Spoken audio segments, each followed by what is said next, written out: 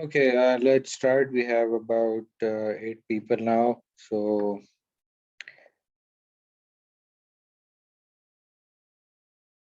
I hope you can hear me. Yes, sir. Great. ठीक है.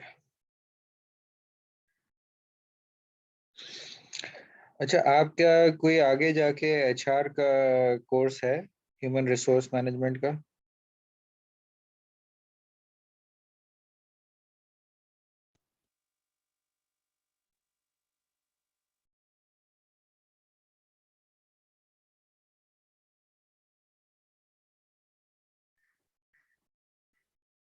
Hello. No idea sir, नहीं पता. No idea. ठीक है भाई. एनीवे, अगर ह्यूमन रिसोर्स मैनेजमेंट का आप कोई कोर्स करेंगे तो उसमें ये चीज़ें मज़ीद डिटेल से पढ़ी जाएंगी. ये आपका पहला मैनेजमेंट का कोर्स है और इसके बाद इनफैक्ट इससे पहले भी किसी कोर्स में मैनेजमेंट लिखा हुआ हो या नहीं लिखा हुआ, वो होता मैनेजमेंट का ही कोर्स है. तो ह्यूमन रिसोर्स मैनेजमेंट में तो मैनेजमेंट का लफ्ज आ गया, फाइनेंशियल मैनेजमेंट हो गई, मार्केटिंग मैनेजमेंट हो गई, ब्रांड मैनेजमेंट हो गई. तो ह्यूमन रिसोर्स मैनेजमेंट में ये जो यहाँ इस पैराग्राफ में लिखा हुआ है, performance evaluation, performance review, performance feedback कैसे दिया जाए. एक तो सालाना फीडबैक का कॉन्सेप्ट है. उन कोर्सेज में ह्यूमन एचआरएम में मजीद डिटेल्स आपको पता चलेंगी, तरीक़ेकार पता चलेंगे. तो परफॉर्मेंस रिव्यू जो आमतौर पर एनुअल होता है, उसमें किस तरह से फीडबैक देना है. अगर कोई आपके क्रिटिसिज्म है एम्प्लॉय का, तो वो कैसे उसको बताना है. क्योंकि मकसद इम्प्रूवमेंट है, मकसद ये नहीं है कि आप उसको कोई बैड फीलिंग जो है वो करवाएं.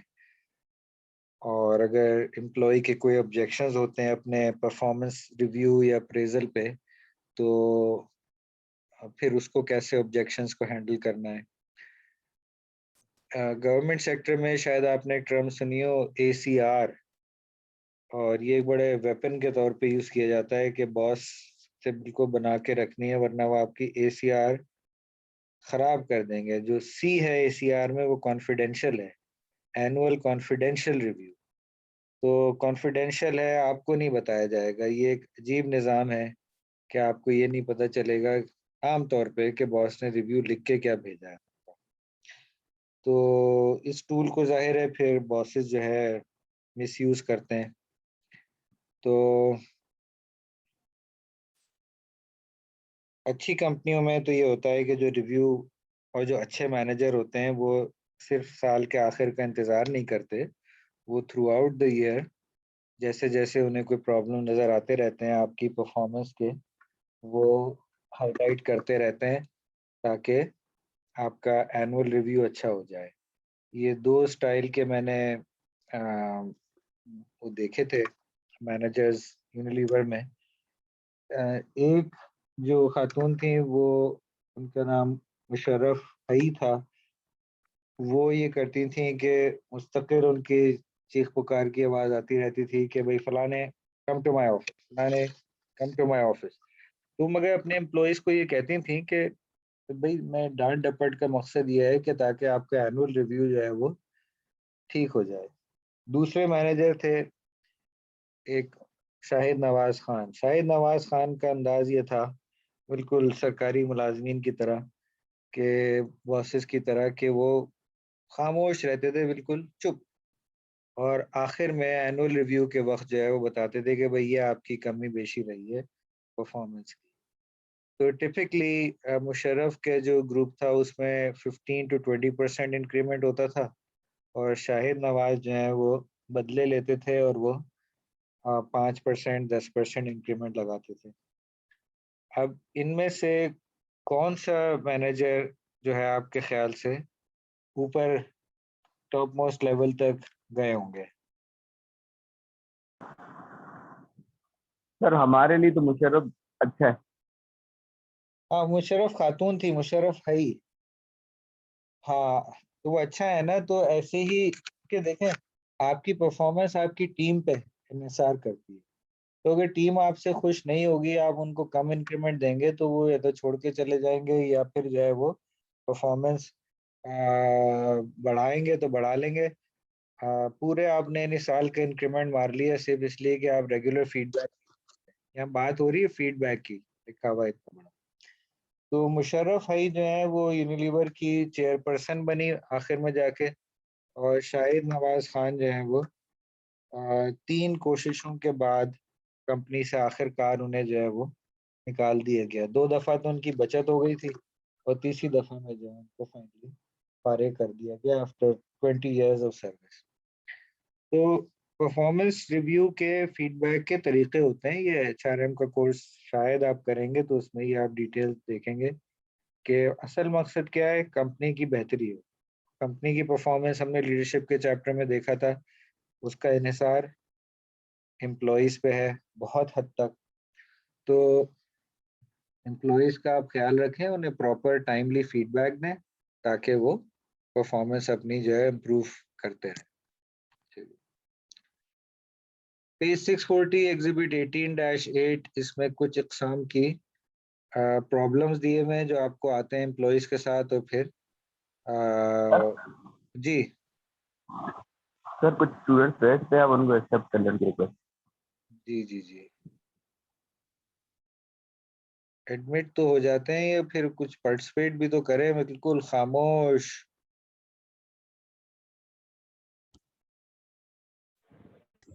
Yes sir. हाँ भैया, मेल और फीमेल काम जब आप कहीं जाके करेंगे तो खामोश आप नहीं बैठ सकते हैं, आपको बोलना होगा और सही बोलना होगा, सोच समझ के बोलना होगा। तो वो बोलने की प्रैक्टिस क्लास में कर ले।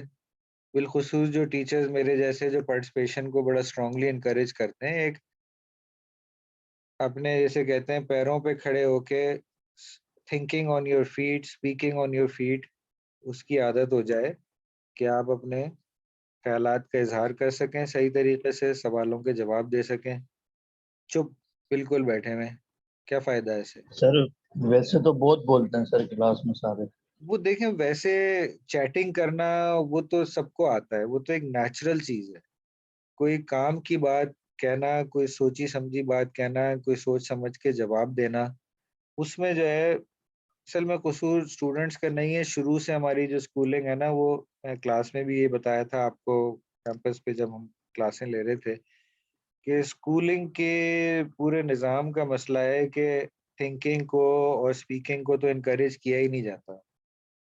अब यूनिवर्सिटी लेवल पे आप आ गए, अब अनकरीब जो है 2-4 साल में आप जब जॉब मार्केट में जाएंगे तो वहाँ इंटरव्यू में बोलना पड़ेगा, जॉब लग गई तो वहाँ बोलना पड़ेगा, बॉसेस, कोलीग्स, सबॉर्डिनेट्स, कस्टमर्स, तो उसके बगैर तो गुजारा ही नहीं है।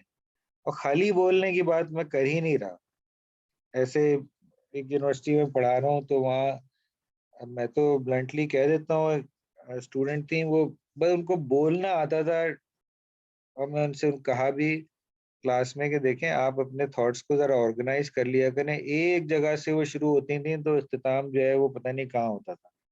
सवाल क्या पूछा है और क्या वो बात, सारी चीजें बात वो कॉन्सेप्चुअली करती थी, मतलब इंटेलिजेंस थी, बट वो थॉट्स को ट्रेन नहीं किया था, ऑर्गेनाइज नहीं किया था कि कोई वेल प्रेजेंटेड तरीके से वो जो है बात कर सकें। एनीवे मैं कह ही सकता हूँ, आपको मजबूर नहीं कर सकता। अटेंडेंस बॉक्स में भाई अटेंडेंस अपनी डाल दिएगा सब। जी अच्छा भाई, तो ये कुछ अकसाम है प्रॉब्लम्स की और उनकी फिर डिटेल एग्जांपल दी हुई है। अटेंडेंस के इश्यूज हैं, ये मैं कर चुका हूँ। गायब हो गए, देर से आ रहे हैं, और सिक लीव्स, एक्चुअली बीमार नहीं है, मैं सिक लीव की दरख्वास्त दे दी, जो कि कुछ सिक लीव्स होती हैं तो सिक लीव्स को अपनी यूटिलाइज कर रहे हैं बगैर बीमार हुए हुए।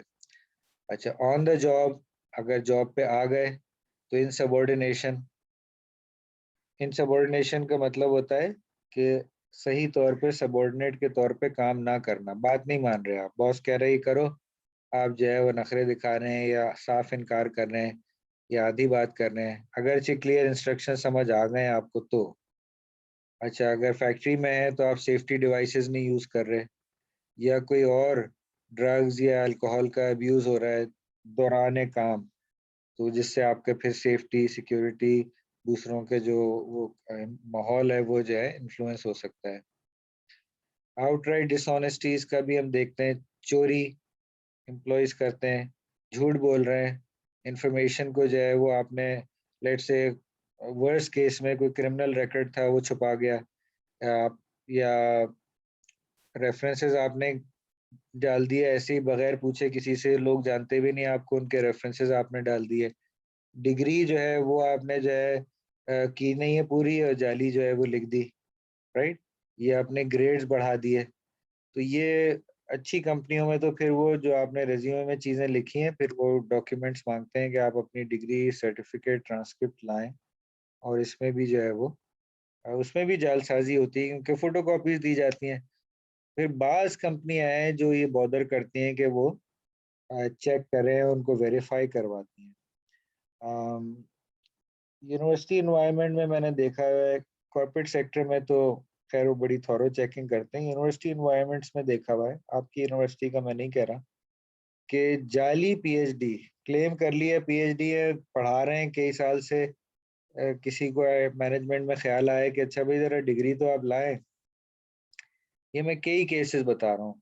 तो डिग्री लाए तो उन्होंने कहा कि जी आप डिग्री तो हमारी इंग्लैंड में थी और वहाँ हमारी यूनिवर्सिटी का दूसरी यूनिवर्सिटी के साथ मर्जर हो गया, तो कोई रिकॉर्ड ही नहीं है। लॉन्ग स्टोरी शॉर्ट के डिग्री थी ही नहीं उनके पास।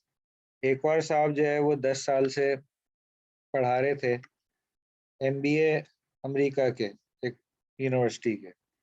तो उनकी कुछ बातों से शक-शुबात हुए जब नई मैनेजमेंट आई कि ये आदमी लगता नहीं है कि इसकी एमबीए की डिग्री है। काबिलियत से नहीं लग रहा, पढ़ा रहे थे, पिछली मैनेजमेंट ने रखा हुआ था।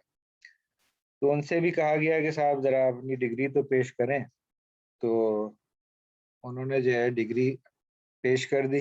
अच्छा, शक कैसे हुआ कि उनकी जो फाइल मंगवाई गई, तो उसमें उन्होंने अमेरिका का ड्राइवर्स लाइसेंस भी लगाया हुआ था, यानी एक गैर ज़रूरी डॉक्यूमेंट। तो जो उर्दू में कहावत है, चोर की दाढ़ी में तिनका, तो ये इस बात से शक शुरू हुआ कि एक आदमी ये क्यों सबूत देगा कि वो अमेरिका में था, वहाँ का ड्राइविंग लाइसेंस की कॉपी क्यों लगाई उसने? दिल में उनके चोर था, इसलिए उन्होंने ड्राइविंग लाइसेंस की कॉपी लगा दी थी। जब कहा गया कि आप डिग्री जो है ओरिजिनल दिखाएँ लाके, फोटोकॉपी तो उन्होंने सबमिट कर दी थी। तो ओरिजिनल पे उनके फिर एक्सक्यूज़ेज़, ये ट्रू स्टोरी मैं आपको सुना रहा हूँ। उन्होंने शुरू किया कि साहब असल में मेरी बीवी ससुराल गई हुई हैं और वो सॉरी मैके गई हुई हैं और वो अलमारी में मेरी डिग्री बंद करके चली गई। तो उन्होंने कहा भाई ठीक है, चलें आपकी बीवी वापस तो आ जाएँगी, फिर आप डिग्री दे दिएगा। अब वो टाइम भी गुज़र गया। अल्टीमेटली जब डिग्री वेरीफ़ाई करवाने की कोशिश की गई अमेरिका की यूनिवर्सिटी से, तो उन्होंने कहा कि इस नाम का आदमी कभी हमारे यहाँ एनरोल्ड नहीं था।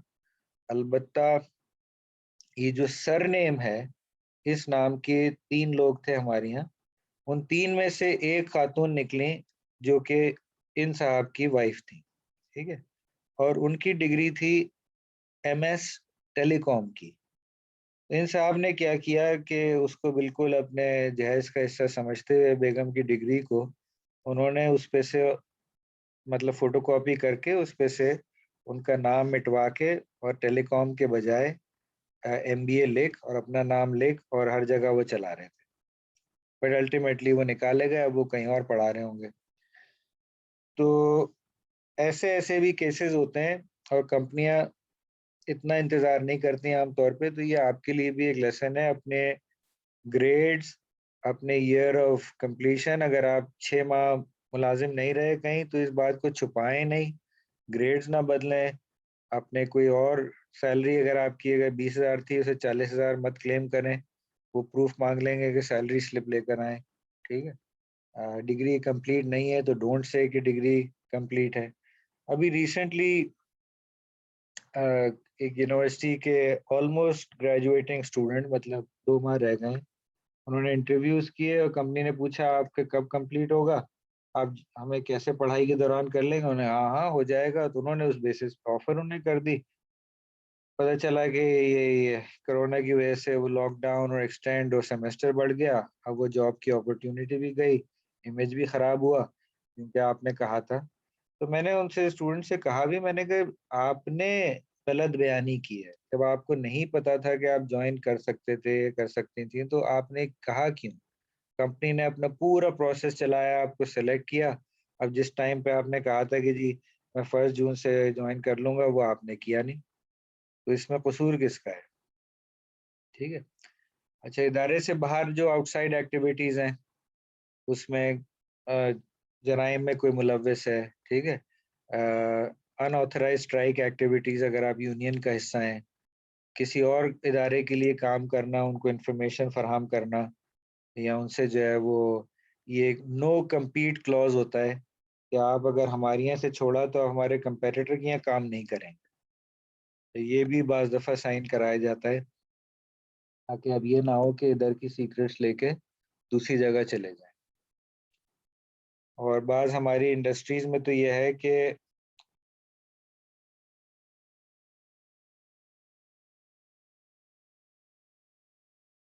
हाँ भाई, वेट अ मिनट।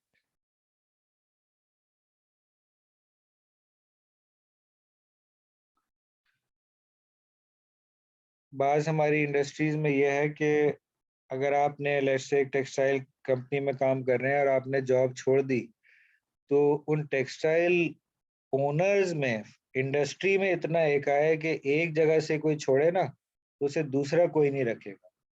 तो इन लोगों ने एग्रीमेंट किए हुए हैं ताकि कोई कम एम्प्लॉइज़ को वो मजबूर रख सकें लोअर सैलरीज़ पे, और उनको जो है वो स्क्वीज़ कर सकें। ये ना हो कि एम्प्लॉइज़ एक जगह से छोड़ के दूसरी जगह जाए। ये बाज़ टेक्सटाइल के कुछ सेक्टर्स में, सारी टेक्सटाइल इंडस्ट्री की बात नहीं कर रहा। अच्छा जी। और फूडपांडा की कामयाबी के पीछे सुस्त औरतों का हाथ है।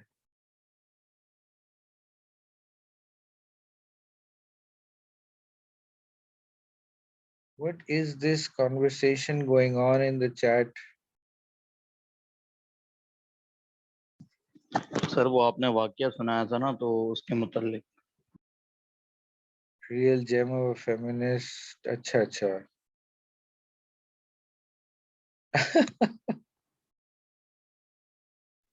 आपको लेट समझ आया। नहीं, चैट बॉक्स मेरे सामने खुला हुआ नहीं होता ना। और आपने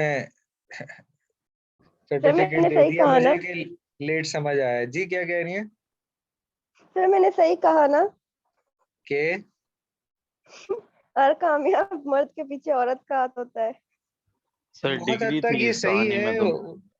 एक में आप सबको मौका देते हैं बात करने का। उसकी वजह ये है कि हम टिपिकल रिलेशनशिप की बात कर रहे हैं ना, तो अगर खातून जो है वो घर को, बच्चों को संभाल रही है, तो बंदा जो काम कर रहा है उसे एक कंफर्ट जोन जो है वो मिलता है कि भाई कम से कम घर की लाइफ उसकी तो पीसफुल है। तो वो फिर अपने वर्क प्लेस में ज़्यादा जो है वो फोकस कर सकते हैं। अब मॉडर्न उसमें ये है कि लेट्स से खवातीन वो खुद भी काम कर रही हैं, तो होम लाइफ जो है वो फिर वो नहीं है। खाना जो है, जैसे अमेरिका का बताऊं कि हम खाना जो है वो 1 महीने का या हफ्ते भर का पका के उन्होंने रखा हुआ है, because she is a working woman herself.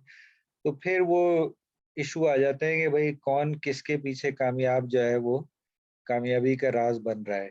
But traditionally you are right कि ये बात सही रही है।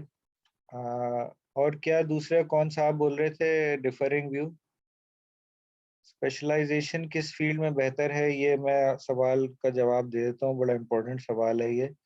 और फूड पैंडा की कामयाबी के पीछे सुस्त औरतों का हाथ है। अच्छा सालार, ठीक है भाई, वेरी गुड। बच के रहिएगा आप सुस्त औरतों से, ठीक है हाँ। जी। और कोई क्या ओपिनियन था? ठीक है। अच्छा, स्पेशलाइजेशन का देखें, असल चीज स्पेशलाइजेशन के जो जवाब है वो है आपकी दिलचस्पी। इसका जवाब ये नहीं है कि जॉब्स किस फील्ड में है। जॉब्स की नेचर बदलती रह सकती है, ठीक है। आपने देखना है कि आपको किस काम में दिलचस्पी है। जिस काम में आपको दिलचस्पी है उसमें आप लगन से काम करेंगे, उसमें आप खुश रहेंगे, ठीक है? तो पैसे की अहमियत ज़रूर होती है, बकौल किसी के कि पैसा सब कुछ नहीं होता, मगर पैसा बहुत कुछ होता है। ठीक है, पैसे की ज़रूरत है, आपने रहना है, किराया देना है, खाना है, ट्रांसपोर्टेशन, कपड़े, एजुकेशन, सारी चीज़ें होती हैं। But it's not the whole picture. तो इमेजिन योरसेल्फ कि आप 50 साल के हो गए और 30 साल से आप 25 साल से किसी ऐसे इंडस्ट्री, कंपनी या जॉब में काम कर रहे हैं जिससे दिल नहीं लगता, आपका नफ़रत है। ये मंडे ब्लूज़ जिसे कहते हैं जी, मंडे आ गया, अरे भाई वीकेंड खत्म हो रहा है, अब काम पे जाना है। तो ये कोई आइडियल सिचुएशन नहीं है, आइडियल के करीब भी नहीं। तो पहला क्लू कि स्पेशलाइज़ेशन किस चीज़ में करना है, वो है कि आपकी इंटरेस्ट किन चीज़ों में है। उन चीज़ों से लिंक करें अपने स्पेशलाइज़ेशन को। एक मैं मिसाल बताऊँ, एक मेरे स्टूडेंट थे, बहुत अच्छा स्टूडेंट। तो उसको जब मेरी मुलाकात हुई जिस स्टेज पे वो मुझसे पढ़ रहे थे, तो वो एक अमेरिकन कंसल्टिंग कंपनी में काम कर रहे थे, पाकिस्तान में है। और उसके बाद उन्हें मैं नाम नहीं लूँगा उस कंपनी का, बिग 3 जो जापानीज़ कंपनीज़ हैं, होंडा, टोयोटा और सुजुकी, इसमें से एक में उनको नंबर 2 पोज़ीशन आईटी डिपार्टमेंट में जॉब मिल गई थी। तो उनका गेमिंग का बहुत शौक था। कहते मतलब मैंने कॉम्पिटिशन में हिस्सा लिया हुआ है, क्रेज़ है मुझे। अच्छा, ही वाज़ मैरिड, 2 बच्चे भी थे, ट्विन्स थे उनके। उसने कहा कि मैंने आहिस्ता-आहिस्ता अपने गेमिंग के, कंप्यूटर्स के शौक को और आईटी की फ़ील्ड को जो है वो जॉइन करना शुरू कर दिया, ठीक है? मर्ज कर लिया and he was very successful, so he liked the job he was doing and he liked वो यानी उसने ट्रांज़िशन कर लिया फ्रॉम गेमिंग टू आईटी। तो गेमिंग, मैंने पूछा गेमिंग खेलते हो अभी भी? तो उसने कहा गेमिंग तो अभी भी चलती है, बट ये कि अब टाइम नहीं मिलता। तो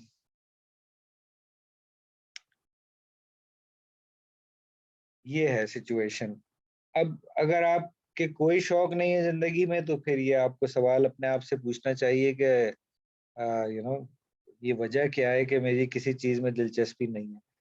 बट मोर टू प्रैक्टिकली, अगर आप इन सारी चीज़ों में कोई इंटरेस्ट नहीं रखते कि भाई भाई जॉब करनी है क्योंकि सब जॉब करते हैं और पसंद की जॉब कहाँ मिलती है, तो फिर आप जॉब मार्केट को देख लें कि भाई आपके पास 4-5 मेजर एरियाज़ हैं। ह्यूमन रिसोर्स में आप जा सकते हैं। सप्लाई चेन एक निस्बतन नई इमर्जिंग फील्ड है पिछले 10-15 साल से। मार्केटिंग में आप जा सकते हैं, फाइनेंस में जा सकते हैं, रिसर्च में जा सकते हैं, प्रोडक्शन साइट पे जा सकते हैं। अभी आप लोग यंग हैं, बैचलर्स लेवल एजुकेशन कर रहे हैं, बीकॉम के बाद आप मास्टर्स बहुत सारी फील्ड में कर सकते हैं। हाँ, अगर आप चाहेंगे कंप्यूटर साइंस में चले जाएँ तो उसमें आपको दाखिला मिल भी जाए, दिक्कत होगी क्योंकि आपका बैचलर्स कंप्यूटर साइंस में नहीं है। तो स्पेशलाइज़ेशन ज़रा दोनों चीज़ें देख लेनी चाहिए, अपनी दिलचस्पी जिसको मैं नंबर 1 कहूँगा, और फिर जॉब मार्केट में जो है वो कि आया कहाँ से है, ठीक है ना?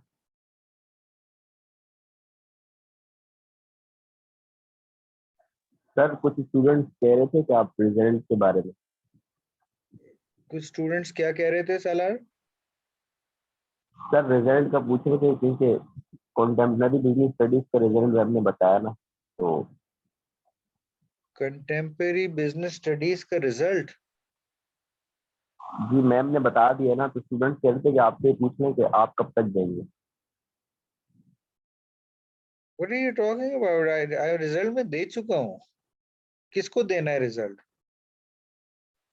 सर हमें हमें नहीं मालूम ना मेड का।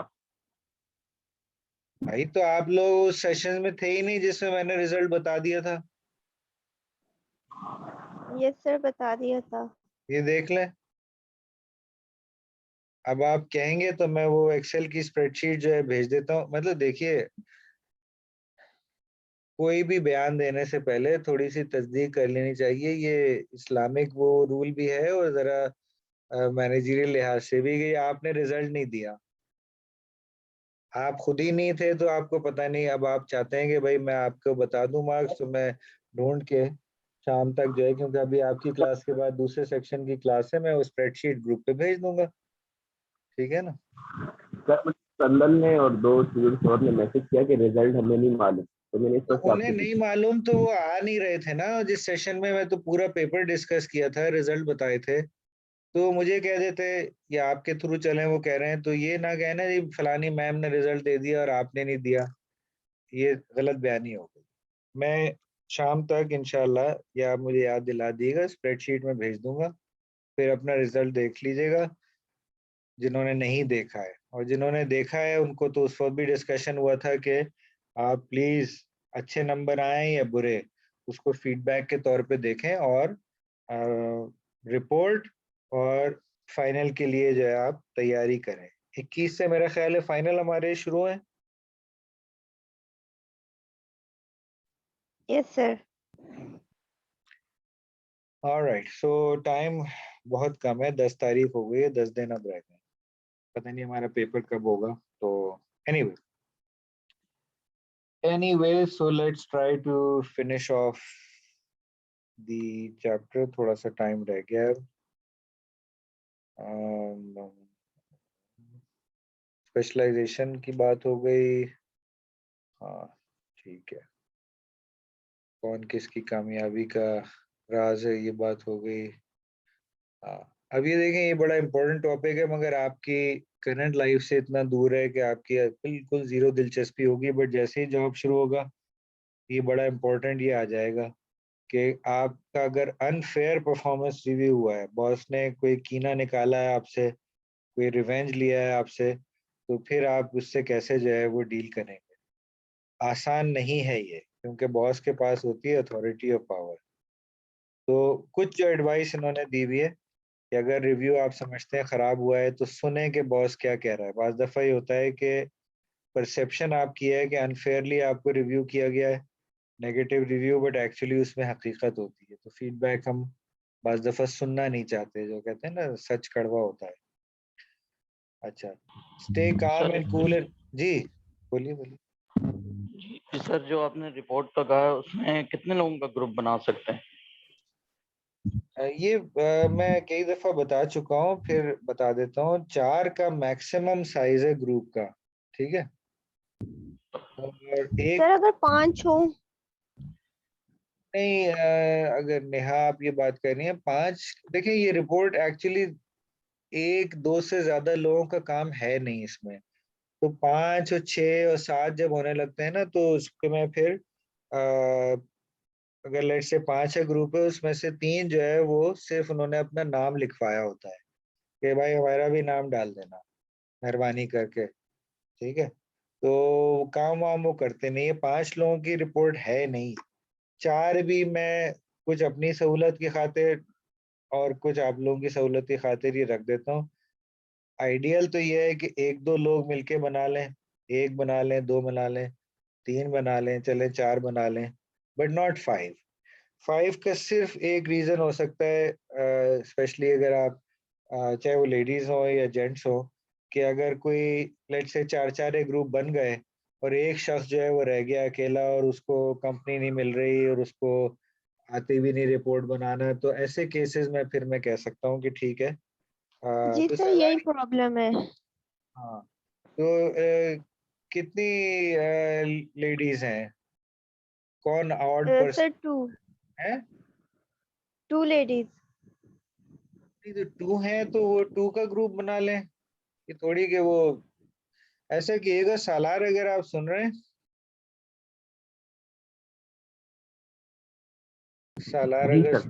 जी सालार, ये कीजिएगा कि क्लास के जो ग्रुप मेंबरान है ना, इनसे आप चाहे व्हाट्सएप ग्रुप पे डिस्कशन कर लें कि भाई अपने ग्रुप मेंबर्स के नाम बता दें, ठीक है। तो जो ऑड रह जाएंगे आउट, उनको फिर देख लेते हैं कि किस तरह से एडजस्ट करना है, ठीक है ना। अदरवाइज 4 के ग्रुप ठीक में है। वो प्लानिंग, ऑर्गेनाइजिंग, लीडिंग, कंट्रोलिंग में बहुत दफा डिस्कस कर चुका हूँ, उसमें फिर मैनेजमेंट प्रैक्टिसेस करनी है। मैं सिर्फ कह ही सकता हूँ, बार बार इजाजत दी है, कोई पुरानी रिपोर्ट आपको मिल गई है जो कि बहुत पड़ी हुई है इंटरनेट पे, मैनेजमेंट जैसे बेसिक कोर्स की, आप उसको जरूर इस्तेमाल करें, मगर इतनी ऑनेस्टी और डिग्निटी रखें कि उस रिपोर्ट को रेफरेंस कर दें कि भाई ये मटेरियल, ये जो पैराग्राफ है, ये जुमले हैं, ये हमने फलानी रिपोर्ट से उठाए हैं। अब स्टूडेंट्स क्या समझते हैं कि ये टीचर को पता कैसे चलेगा, ये तो हमारे भाई मेरा काम ही यही है पता लगाना, ठीक है ना। मुझे सॉफ्टवेयर की भी जरूरत नहीं पड़ती है कि मैं सॉफ्टवेयर में टर्निट में देखूं, ये मेरा एक्सपीरियंस है, ठीक है।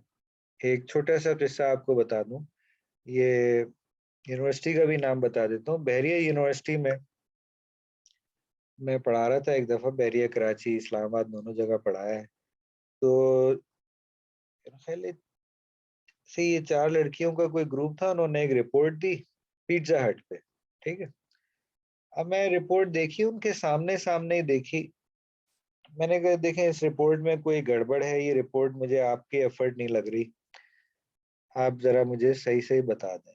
तो उन्होंने तो जाहिर है नहीं नहीं सर हमारी अपनी एफर्ट है ये। मैंने कहा नहीं भाई, my word against yours, my experience against yours, ये रिपोर्ट मुझे किसी पुरानी रिपोर्ट की बनाई हुई लग रही है, आप ये सोच के आए और फिर मुझे बताएं।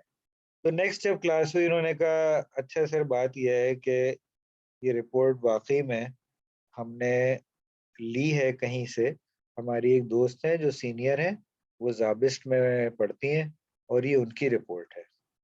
तो मैंने कहा अब आपने बात सही की है, आप अपनी उन दोस्त से पूछिएगा कि तुमने ये रिपोर्ट किससे ली थी, ठीक है। कहने ये आप कैसे कह सकते हैं, मैंने कहा सिर्फ आप पूछ लीजिएगा। तो उन्होंने जाके अपनी दोस्त से पूछा, तो फिर नेक्स्ट क्लास में वो हैरान कि आपको ये कैसे पता चला है कि उस स्टूडेंट ने भी ये रिपोर्ट नहीं बनाई। सुन रहे हैं आप लोग? Yes sir. मुझे ऐसे पता चला कि उससे 10 साल पहले आईबीए में जब मैं पढ़ा रहा था, मेरे एक बहुत अच्छे स्टूडेंट ने यही रिपोर्ट पिज़्ज़ा हट पे बनाई थी, जो कि सदका जारिया की तरह चल रही थी, और वो उन्होंने अपनी बहन को दी थी। जब वो बहन उनकी छोटी बहन को जब उन्होंने एमबीए किया, उन्होंने कहा ये रो मेरी पिज़्ज़ा हट की रिपोर्ट, उन्होंने चलाई। और फिर बहरिया यूनिवर्सिटी में ये 4 लड़कियों ग्रुप चलाने की कोशिश कर रहा था, और पता नहीं कितनी जगहों पे चली होगी। तो उस लड़की ने ही मान लिया कि हाँ आईबीए मेरा भाई था। उसने there are so many ways which somebody who actually reads reports like I do, उसको पता लग सकता है। तो ये आप इस अजम्पशन में ना रहिएगा कि पता नहीं लगेगा, पता बहुत आसानी से चल जाता है। कभी आप टीचिंग फील्ड में आए तो मैं आपको वो राज बता दूंगा कि भाई पता चलता कैसे है। तो रिपोर्ट मैं खुद जब इजाजत दे रहा हूँ, रिपोर्ट कोई पुरानी है उसे इस्तेमाल आप कर लें, उसको आप अपनी रिपोर्ट के अपेंडिक्स में या अलग फाइल में अटैच कर दीजिएगा और रेफरेंस डालते जाएंगे भाई ये चीज हमें फलानी रिपोर्ट से मिली है। और इसके ऊपर फिर आपने काम करना है कि भाई ये तो हो गई 4 साल पुरानी रिपोर्ट, 3 साल पुरानी रिपोर्ट, 1 साल पुरानी रिपोर्ट, और अब के हालात ये हैं जो हमें अपने इंफॉर्मेशन और कॉन्टैक्ट से जो है वो पता चला है। एनीवे ये आप पढ़ लीजिएगा जब वक्त आए, अगर किताब फेंक ना दिए उस वक्त तक कि बैड परफॉर्मेंस रिव्यू आ जाए। अव्वल तो ये नौबत आनी नहीं चाहिए। हमने आई थिंक लीडरशिप के चैप्टर में वो एलएमएक्स थ्योरी देखी थी, लीडर मेंबर एक्सचेंज। बॉस के लीडर के इन ग्रुप का हिस्सा बनने की कोशिश करें। परफॉर्मेंस कितनी ही अच्छी हो आपकी, उसका मतलब ये नहीं है कि आपका परफॉर्मेंस रिव्यू अच्छा हो जाएगा, ठीक है। सियासत चलती है, मल्टीनेशनल हो, नेशनल कंपनी हो, गवर्नमेंट सेक्टर में तो है ही सियासत ही सियासत। तो बॉसेस से बना के रखनी पड़ती है, ये रियलिटी है वर्क प्लेस की। तो पहले तो कोशिश होनी चाहिए कि बॉस खुश हैं, ताकि परफॉर्मेंस करें आप, बट परफॉर्मेंस के अलावा बना के भी रखें ताकि परफॉर्मेंस रिव्यू अच्छा हो। वर्स्ट से वर्स्ट केस में अगर रिव्यू खराब हो जाए तो फिर जो है आप आ, ये एडवाइस ले सकते हैं जो पिछले पेज पे है।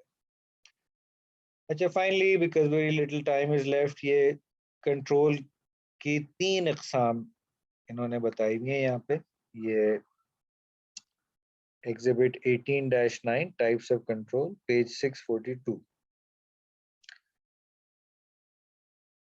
तो जो सबसे कॉमन कंट्रोल है जिसका हमने भी अभी पढ़ा है वो है फीडबैक कंट्रोल, के रियलिटी या एक्चुअल परफॉर्मेंस आ गई है सामने, हमने उसे मेजर किया है और फिर उसे हम कंपेयर कर रहे हैं गोल या एक्चुअल के साथ, ठीक है। तो जब प्रॉब्लम हो गई, सिचुएशन अकर हो गई, इवेंट हो गया, उर्दू लैंग्वेज में चिड़ियाँ चुग गई खेत, हो गया कोई मसला, अब उसे देख रहे हैं कि अच्छा भाई अब क्या करें।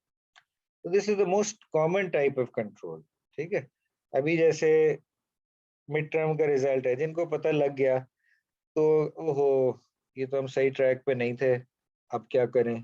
ठीक है, ये कंट्रोल का एक फॉर्म है और बड़ा कॉमन है, but this is not the best kind of control. ठीक है, अच्छा ये एक सेकेंड, एक बार फिर बता दीजिए रिपोर्ट के हवाले से प्लीज, क्या बताना है रुकैया रिपोर्ट के हवाले से? सर समझ नहीं आया जी क्या समझ नहीं आया? जो आपने समझाया।